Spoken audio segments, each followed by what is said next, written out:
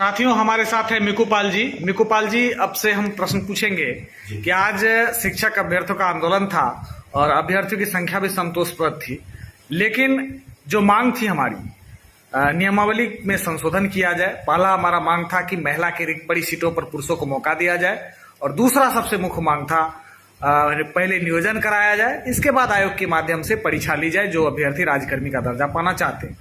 तो सर, आप अभ्यर्थियों को भ्रम से दूर करने के लिए क्या कहेंगे, क्योंकि अब ये साफ हो चला है सुपर टेट होने की संभावना अधिक है, क्योंकि आज लगातार आप पटना में हैं, कई लोगों से आपने संपर्क भी किया है। तो आपके नजरिए से क्या लग रहा है, क्योंकि आम अभ्यर्थी आपसे बहुत ज्यादा प्रभावित हैं और आपकी कही गई बातें लगभग सत्य होती है।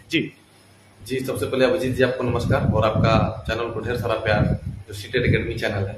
और मैं आज जितने भी प्रदेश के 38 जिला के जो साथी आए थे, जो भविष्य में भावी शिक्षक बनेंगे, उनको नमस्कार वंदन करता हूँ। और एक बात बता दूं कि जो लोग घर बैठ के सोच रहे हैं कि सुपर टेट से न गुजरना पड़े, तो ख्याली पुलाव पकाना बंद कर दें, क्योंकि असल में योद्धा वही थे जो गर्दनी बाग पहुंचे हुए। वही लोग केवल नहीं चाह रहे हैं कि सुपर टेट हम दे, बाकी लोगों का तो वेतन आने वाला है और अगले महीना से हो सकता है कि स्टेट बैंक में अपना अकाउंट भी खुलवाए और उन लोगों का सैलरी आना चालू हो जाए।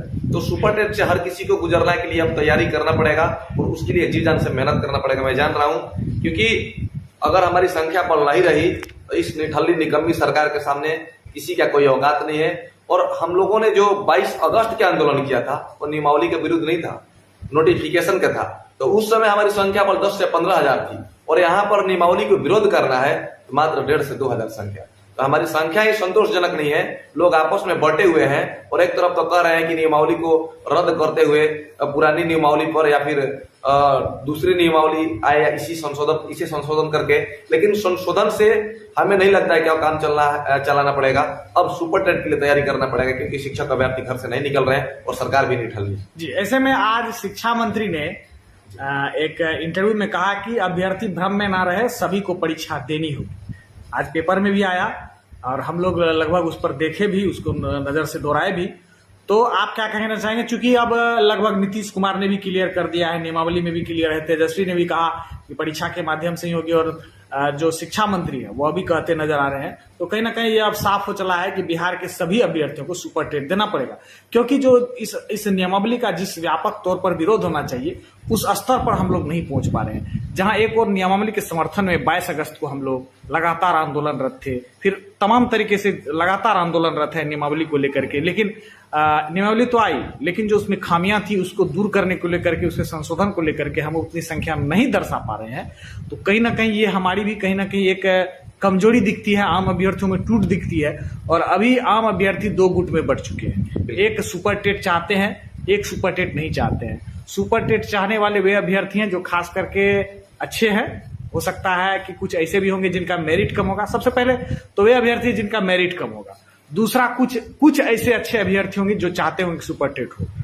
तो और कुछ ऐसे अभ्यर्थी हैं जो लगातार 4 साल से परेशान हो चुके हैं, उनका मेरिट भी है, अब वो नहीं चाहते कि हमें फिर से वही एग्जाम प्रोसेस से गुजरना पड़े, फिर 4 साल ऑलरेडी बर्बाद हो गया, फिर 2 साल हमें और बर्बाद करना पड़े। चूंकि इस टूट को कैसे आप जो है जोड़ने का प्रयास करेंगे, क्योंकि अब ये सहमति लगभग हो चुकी है कि सुपर टेट होगी, और जिस तरह से यूपी में, झारखंड में, राजस्थान में होती है, अब बिहार भी उसी रास्ते पर चल पड़ा है।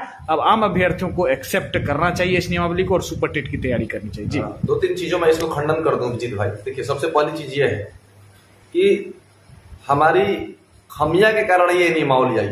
हमारी गुट बहुत ज्यादा थी, यानी कह सकता था कि नियमावली और नोटिफिकेशन से ज्यादा गुटबाजी चल रहा था। इसका कारण यह है कि बहुत सारे लोग, सचिवालय तो किसी के पिताजी के नहीं है, सरकारी संस्था है, बिहार सरकार का है, कोई भी आ सकता है, कोई भी जा सकता है। तो जिनका जिस आधार पर मेरिट बनता था उसी आधार पर लेटर लेकर के सचिवालय देते थे। कोई गुट 60-40 देता था, तो कोई 75-25 देता था। कोई बोलता था सर हम बहुत पुराने हैं, हमारे जमाना में मैट्रिक बोर्ड में नंबर नहीं उठता था, तो एकेडमिक को हटा दिया जाए। कोई बोलता था जो नया वाला सीटेट पास किया है, तो वो बोलता था कि सर सीटेट की एकेडमी पर जॉब दिया जाए। और दूसरा, कुछ ऐसे भी लड़के थे जो लगातार शिकायत कर रहे थे कि सीटेट को फर्जीवाड़ा हो रहा है, जिसको लेकर के इस पर कड़ी नजर रखी जाए। व्यापक तौर पर यह बोला गया था कि सीटेट में जैसे कि मतलब बहुत बड़ी फर्जीवाड़ा है, तो स्कॉलर के रूप में, और दूसरा नियर बाई ऑनलाइन सॉफ्टवेयर से। तो इन सारी चीजों को विभाग ने क्या किया कि सभी लोगों को मिलाकर के खिचड़ी बना दिया और बोल दिया कि पहले आओ, जो मतलब क्राइटेरिया के पहले दौड़ करके आ जाएगा, पार कर लेगा, उसी को खिचड़ी दिया जाएगा। तो ये अभ्यर्थियों की गलती है। दूसरी चीज अब मैं बता दूं कि जो माननीय शिक्षा मंत्री जी की बात कर रहे हैं, शिक्षा मंत्री जी तो चूंकि प्रोफेसर है, तो क्या जब वो प्रोफेसर के अहर्ता लिए थे, अभी तो माननीय शिक्षा मंत्री है, अगर उनसे दोबारा बोला जाए कि आप वही नेट निकाल कर दिखा दीजिए, तो क्या शिक्षा मंत्री जी फिर वही अहर्ता को पार कर सकते हैं? क्या दीपक सर अपर सचिव है शिक्षा विभाग का, उस समय नो डाउट अपने जमाने के बहुत अच्छे स्टूडेंट होंगे, इसमें कोई शक नहीं है। लेकिन अभी अगर उनसे कहा जाएगा क्या इस एग्जाम निकालिए, तो क्या निकाल सकते हैं? नहीं। लेकिन फिर भी हम लोग सारी प्रक्रियाओं को पूरी करने के लिए जी जान लगा देंगे। लेकिन मेरा दो सवाल है विभाग से, बस किसी भी चीज को सुप्रीम कोर्ट के एकेडमिक सिचुएशन एक ऑर्डर है कि खेल के बीच में नियम को नहीं बदला जा सकता है। हम लोगों ने शिक्षक बनने की अहर्ता 2019 में धारण किया था और 2019 से अभी 2023 पार कर गया, तो 4 साल का जो हमारा समय बर्बाद हुआ, क्या विभाग इसका हिसाब देगा? क्या माननीय शिक्षा मंत्री जी, मुख्यमंत्री जी इसका हिसाब देंगे क्या? नहीं। तो जिस तिथि में, जिस डेट में ये रूल लागू किया गया, नियमावली को जिस तिथि में लागू किया गया है, उसके बाद के, अगर उसके बाद की कोई सीटेट अभ्यर्थी पास करता है तो लागू किया जाए। उससे पहले इस नियमावली को हटा करके 2019 के बाद में जितने में, और 23 से पहले जो भी सीटेट का एग्जाम दिया है पुरानी नियमावली के आधार पर, या इसे संशोधन करके एग्जाम होना चाहिए। जी, ऐसी मांग तो हमारी है, लेकिन अब ये फाइनल हो गया है कि बिहार के सभी अभ्यर्थियों को, चाहे सीटेट पास हो, बीटेट पास हो और या स्टेट पास हो, सभी को सुपर टेट देना होगा। और बड़ी एक समस्या नियमावली में है कि हमारे साथ आप नियोजित शिक्षक भी उसी सीट में फाइट करेंगे। ये कहीं ना कहीं लूप एंड होल शिक्षा विभाग ने हम लोग के लिए छोड़ा है। जी देखिए, दो चीज है इसमें। कुछ साथी ये समझ रहे हैं कि जो नियोजित शिक्षक पहले के हैं ये हमारी सीटें पर आएंगे, लेकिन ऐसा कुछ नहीं है, नहीं, क्योंकि उनका सीट पहले ही है।